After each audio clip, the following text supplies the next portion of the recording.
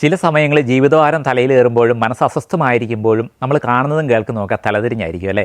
ജീവിതത്തിലെ വിലയേറിയ അനുഗ്രഹങ്ങളെ നമ്മൾ കണ്ണു തുറന്ന് കാണാത്തപ്പോഴാണ് ജീവിതം ഒരു ഭാരമായി തോന്നുക.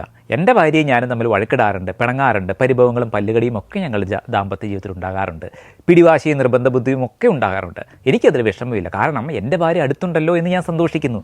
ഭാര്യ മരിച്ചു പോയവരെക്കുറിച്ചും വിവാഹമോചിതരായവരെക്കുറിച്ചും ഒരുമിച്ച് കഴിയാൻ ഭാഗ്യമില്ലാതെ രണ്ട് ദിക്കുകളിൽ കഴിയുന്നവരെക്കുറിച്ചും ചിന്തിക്കുമ്പോൾ ഞാനത്ര ഭാഗ്യവാനാണെന്ന് എനിക്ക് തോന്നും. എൻ്റെ മക്കളുടെ പിടിവാശികൾ കാണുമ്പോൾ, കുരുത്തക്കേടുകൾ കാണുമ്പോൾ, വാശി പിടിച്ച കുറുമ്പ് കാണിക്കുമ്പോൾ ദേഷ്യം തോന്നുമെങ്കിലും ഞാൻ ചിന്തിക്കുന്ന മറിച്ചാണ്. എൻ്റെ മക്കൾ എന്നോടൊപ്പമാണല്ലോ ജീവിക്കുന്നത്. മക്കളില്ലാത്തവരെക്കുറിച്ചും മക്കൾ മരിച്ചു പോയവരെക്കുറിച്ചും മക്കളുണ്ടായ ദുരന്തമായി പോയവരെക്കുറിച്ചും ഞാനപ്പോൾ ചിന്തിക്കുന്നു. ജീവിത ചെലവ് അധികമാകുമ്പോഴും വീടും പരിസരവും വൃത്തികേടായി കിടക്കുമ്പോഴും എനിക്ക് അവയൊക്കെ വീണ്ടും വൃത്തിയാക്കി ഇടേണ്ടി വരുമ്പോൾ പോലും ഞാൻ ചിന്തിക്കുന്നത് ഒരു വീടെന്ന സ്വപ്നം കണ്ട് ജീവിക്കുന്നവരെക്കുറിച്ചാണ്. സ്വന്തമെന്ന് പറയാൻ ഒരു കുടുംബമില്ലാത്തവരെക്കുറിച്ചാണ്.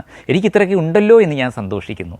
എല്ലാ ദിവസവും അതിരാവിലെ ജോലിക്ക് വേണ്ടി വരുമ്പോൾ അല്പം ബുദ്ധിമുട്ടുണ്ടെങ്കിലും ഞാൻ ചിന്തിക്കുന്നത് ഒരു ജോലി കിട്ടാതെ വിഷമിക്കുന്നവരെക്കുറിച്ചാണ്. ഈ പ്രഭാതം കാണാൻ ഭാഗ്യമില്ലാതെ കഴിഞ്ഞ രാത്രി വിടവാങ്ങിയവരെക്കുറിച്ചാണ്.